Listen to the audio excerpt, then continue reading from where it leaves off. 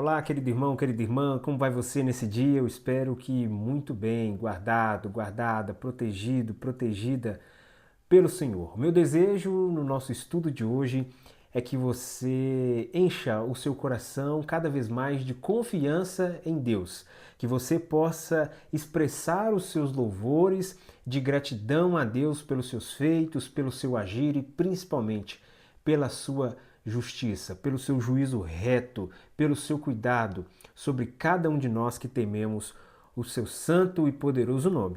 Hoje nós vamos observar e estudar o Salmo de número 9. Fique até o final, acompanhe todo o conteúdo, certamente o Senhor tem algo muito especial para tratar no seu coração neste dia.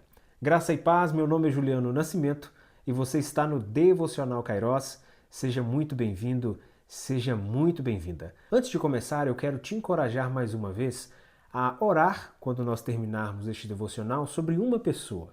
E você pense nessa pessoa e encaminhe essa mensagem para uma pessoa. Não é para duas nem três, mas uma pessoa que você vai escolher no dia de hoje e vai encaminhar esse devocional, esse estudo do Salmo de número 9. Certamente o Senhor tem algo muito especial para fazer através da sua vida com essa ação.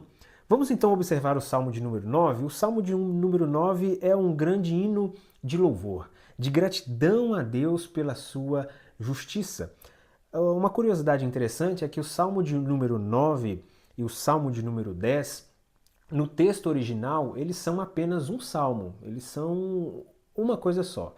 Mas como há uma diferença de assuntos no Salmo de número 9 e no Salmo de número 10, nas traduções há-se então essa separação, né?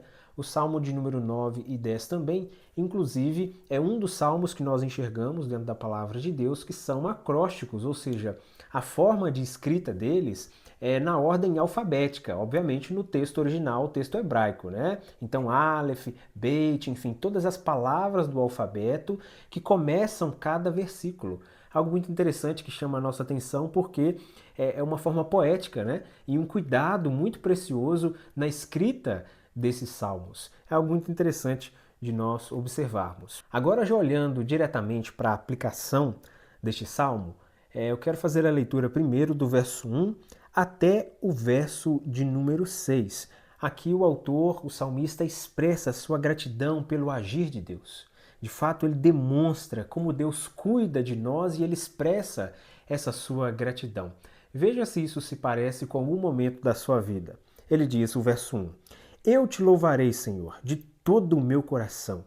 Cantarei todas as suas maravilhas. Em ti me alegrarei e exultarei ao teu nome, ó Altíssimo. Eu cantarei louvores. É aquele momento que você recebeu a bênção de Deus e você está feliz da vida.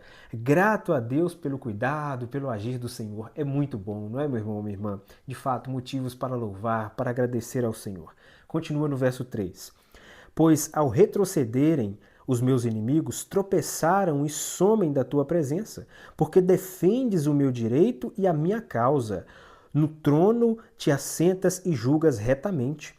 Tu repreendes as nações, destróis o ímpio e para todo sempre lhes apagas o nome. Quanto aos inimigos, estão consumidos, suas ruínas são perpétuas. Arrasaste as suas cidades, até a memória deles pereceu. Então aqui o salmista está expressando essa gratidão. E o que nós tiramos de maior exemplo aqui desses versos é: Deus cuida de nós. O cuidado do Senhor, o juízo do Senhor, ele é reto. E nós podemos confiar nesse cuidado de Deus. Não tenha dúvida, querido irmão, querida irmã, Deus cuida de nós que tememos o teu santo e poderoso nome. Então carregue já isso para o seu dia, para a sua semana.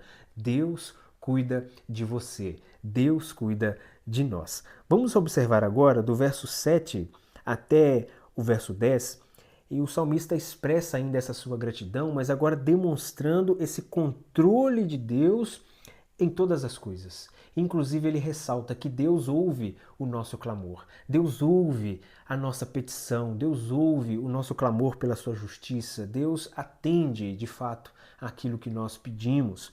Perceba, mas o Senhor permanece no seu trono eternamente, trono que erigiu para julgar. que ele quer dizer com isso? Que Deus continua reinando soberanamente. Pode vir o problema que for, pode ser a tormenta que for sobre o mundo. Nada pega Deus de surpresa. Deus está no controle de tudo. E como isso descansa o nosso coração, não é verdade? Nós sabemos que mesmo passando durante um turbilhão na nossa vida, enfrentando um grande desafio, ainda assim, Deus está no controle. E nisso nós descansamos. Continua no verso 8. Ele mesmo julga o mundo com justiça, julgará os povos com retidão. O Senhor é também alto refúgio para o oprimido, refúgio nas horas de angústia. Em ti, pois, confiam os que conhecem o teu nome, porque tu, Senhor, não desamparas os que te buscam.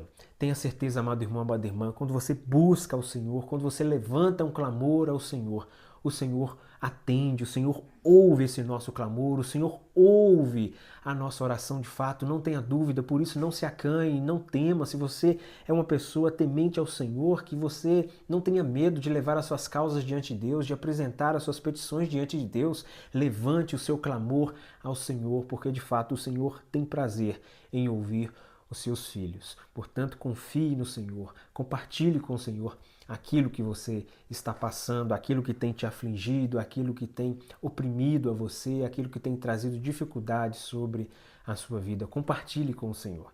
Agora, continuando do verso 11 até o verso 14, o salmista aqui nos desperta para algo muito interessante e que, infelizmente, muitas pessoas não praticam.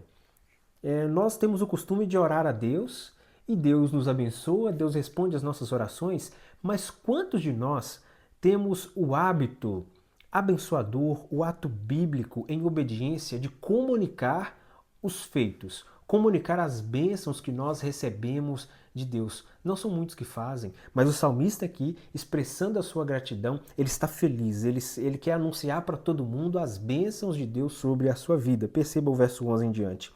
Cantem louvores ao Senhor, que habita em Sião. Proclamem entre os povos o que ele tem feito. Você tem proclamado entre os povos o que Deus tem feito na sua vida? Você tem anunciado as bênçãos que Deus tem destinado à sua vida?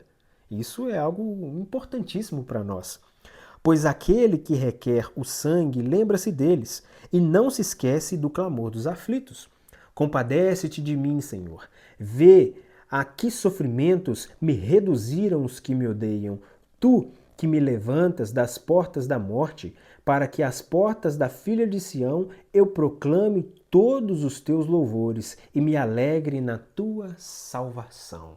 E aí, você tem proclamado diante de todos os povos, você tem anunciado os grandes feitos de Deus na sua vida? Você tem anunciado, dado testemunho dos livramentos, do cuidado de Deus sobre a sua vida? Amado irmão, amada irmã, o testemunho que sai da nossa boca é poderoso. Aquilo que Deus fez na nossa vida e nós contamos, isso é poderoso porque isso alimenta a fé das pessoas, isso fortalece, isso incentiva que mais e mais pessoas depositem a sua confiança no Senhor. Então faça isso se você não tem feito. Compartilhe as bênçãos de Deus na sua vida, testemunhe aquilo que Deus tem feito na sua vida, não se acanhe, testemunhe do Senhor, dê louvores ao Senhor, a Ele que é digno de toda a honra, de toda a glória. Agora, observando aqui, a partir do verso 15 até o verso 18, o salmista expressa aqui, infelizmente, aquele que é o destino final de todos aqueles que não temem a Deus. E isso nos chama para a importância, para a necessidade de todo cristão de anunciar, enquanto é tempo, a salvação que há em Cristo Jesus. Nós não podemos de parar na pregação do Evangelho, querido irmão, amada irmã. Nós devemos sempre anunciar a salvação que há em Cristo Jesus, porque são muitas as pessoas que estão indo rumo à perdição. E este é o destino delas. Perceba o verso 15 até o 18. As nações se afundaram na cova que fizeram, no laço que esconderam ficou preso o seu pé. Ou seja, as pessoas caindo nos laços que elas mesmas criam, ou seja, caindo nas armadilhas que elas mesmas fazem, colhendo os frutos da sua má plantação. Verso 16 em diante. O Senhor se dá a conhecer pelo juízo que executa. Os ímpios ficam enredados nas obras de suas próprias mãos. No inferno serão lançados os perversos, todas as nações que se esquecem de Deus. pois o necessitado não será esquecido para sempre, e a esperança dos aflitos não será frustrada perpetuamente. Ou seja, o Senhor age com justiça. É o que eu tenho dito aqui nos devocionais. Deus é amor, mas Deus não é o amor. Ou seja, a totalidade de Deus não é o amor. Deus tem outros atributos. Um deles é o amor. Outro atributo de Deus também é a justiça. Outro atributo de Deus é a misericórdia. Ou seja, são vários os atributos do Senhor e esses atributos estão em perfeita harmonia. Então, para que o Senhor de fato ele seja amor, ele precisa também ser justo. E ser justo não segundo aquilo que nós achamos que é justiça, mas a plena e verdadeira justiça Deus manifesta. E ele manifesta a sua plena justiça condenando o pecado. E aqueles que não buscam salvação em Cristo Jesus, aqueles que não se arrependem, receberão sobre si a justa punição, receberão sobre si o justo juízo de Deus. Então que nós possamos pregar, levar a mensagem de boas novas a todos aqueles que ainda estão perdidos. Isso é um ato de compaixão, é um ato de amor. Agora do verso 19 ao verso 20 é o clamor final do salmista por justiça de Deus. Então ele finaliza já levantando esse clamor final ao Senhor para que o Senhor exerça a sua justiça. E de fato, algo interessante que nós observamos em toda a palavra de Deus.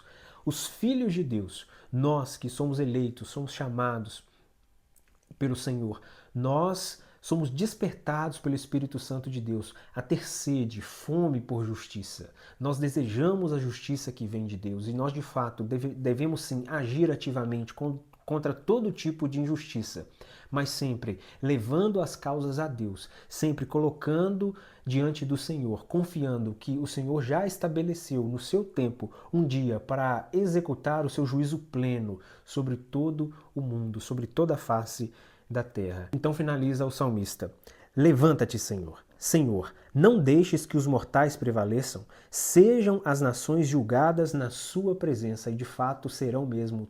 Todos os povos serão julgados diante do Senhor sem parcialidade. O Senhor julgará a todos. Diz o verso 20: infunde-lhes o medo, Senhor. Saibam as nações que não passam de simples mortais. Esse verso 20, infunde-lhes o medo, que as nações saibam que eles não passam de simples mortais, é algo que se faz extremamente necessário nos dias de hoje. Quantas pessoas estão sem temor nenhum de Deus? Quantas pessoas que acham que toda a vida giram em torno do seu próprio umbigo? Na verdade, essas pessoas estão vivendo um estado de total loucura. Essas pessoas precisam reconhecer a sua pequenez diante de Deus, elas precisam reconhecer a sua limitação diante do Senhor enquanto ainda é tempo, enquanto o Senhor ainda dá a oportunidade. Mas já concluindo, então, a mensagem central deste nosso estudo, deste Salmo de número 9, querido irmão, amada irmã, e que você guarde nesse seu dia, é que, de fato, nós não precisamos temer nenhum mal. Nós não precisamos ficar amedrontados com nenhum mal que se levante adiante de nós, porque, de fato, Deus é o nosso defensor. E se Deus é o nosso defensor, não há o que temer. De fato, Deus está cuidando de nós, logo nós não temeremos mal algum. Então, confie no Senhor, exercite a sua confiança em Deus, expresse a sua gratidão a Deus, comunique os feitos do Senhor, porque, de fato, Ele cuida de nós e eu não tenho dúvida nenhuma, amado irmão, amada irmã, que Deus está cuidando de você. Que Deus te abençoe e, permitindo o Senhor, eu volto mais uma vez amanhã, dando agora continuidade a partir do Salmo de número 10. Não se esqueça de orar por uma pessoa e enviar esse devocional para essa uma pessoa. E deixa aqui também no comentário dos vídeos a sua opinião sobre esse Salmo, sobre experiências que você já viveu com Deus. Deixa aqui também o seu testemunho. Esse é um ambiente justamente para nós compartilharmos. Que Deus abençoe a sua vida e até amanhã, permitindo o Senhor.